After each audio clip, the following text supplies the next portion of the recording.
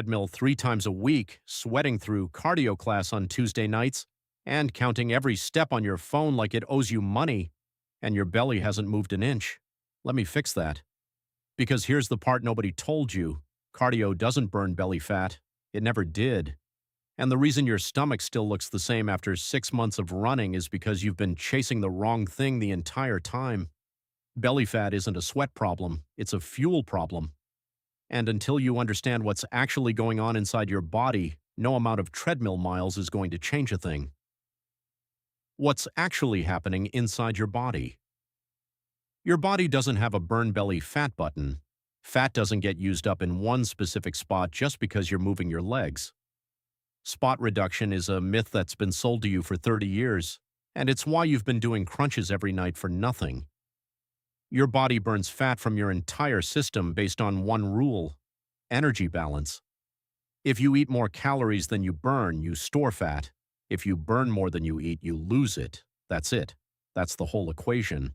So when you go for a 30-minute jog, you burn maybe 250 calories, and then you reward yourself with a healthy smoothie that has 600. Congratulations, you just gained calories from your workout. Cardio isn't useless.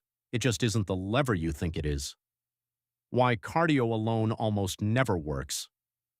Here's the part that frustrates everyone. The more cardio you do, the more your body adapts.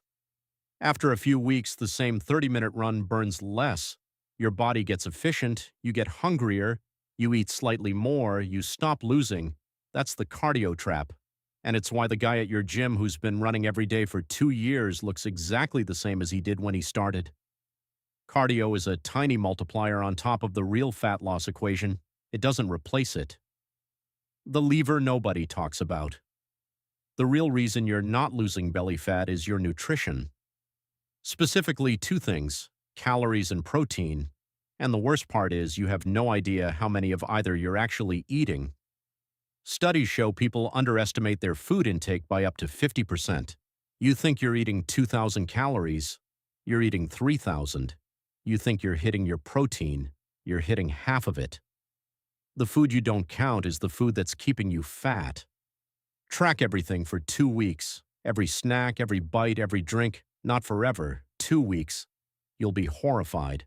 And then you'll finally have data. Why belly fat is the last to go? Here's the brutal truth. Belly fat is the most stubborn fat on your body, especially the deep stuff around your abdomen called visceral fat. Your body protects it. It's the last fuel reserve to get touched, which means it's the last thing to disappear when you're losing weight. So even when you do everything right, the belly looks the same for weeks before it finally starts to shift. Most people quit right before the visible drop.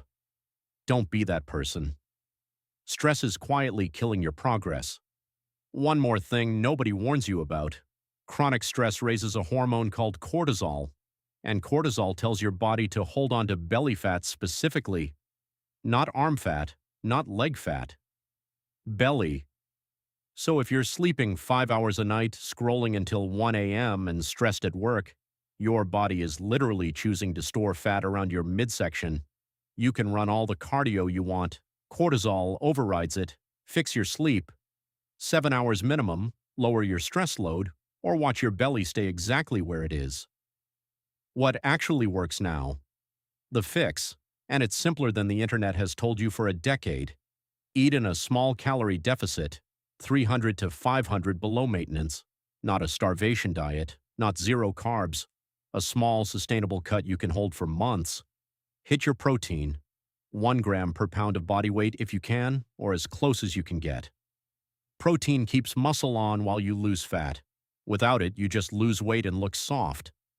Lift weights 3 to 4 times a week. Lifting builds muscle, and muscle burns calories at rest. The more muscle you carry, the more fat your body torches passively, even while you sleep. Walk every day, 10,000 steps. Boring? Yes. Effective? Massively. Walking is the most underrated fat loss tool that exists, because it doesn't crank up your hunger the way running does. Sleep 7 hours, manage your stress, cut the late-night scrolling, and only then sprinkle in some cardio, 2 or 3 sessions a week, not as the main lever, as the bonus. The mistakes you're probably making: a few warnings. Don't do 1,200-calorie diets. You'll lose muscle, your metabolism will tank, and you'll rebound the second you stop. Don't skip meals to save calories, then binge at night. Don't cut carbs because TikTok told you to. Don't expect results in 2 weeks. Belly fat takes 8 to 12 weeks of consistent work to noticeably shift. You didn't gain it in 2 weeks. You're not losing it in 2 weeks either. Final recap. Belly fat isn't a cardio problem, it's a fuel problem. Cardio is a multiplier, not the lever.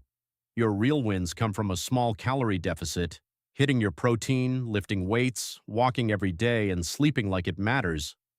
Stress and sleep control your cortisol, and cortisol controls your stomach. You want to lose belly fat? Eat less, eat more protein, lift, walk, sleep, repeat. That's it. That's the whole formula.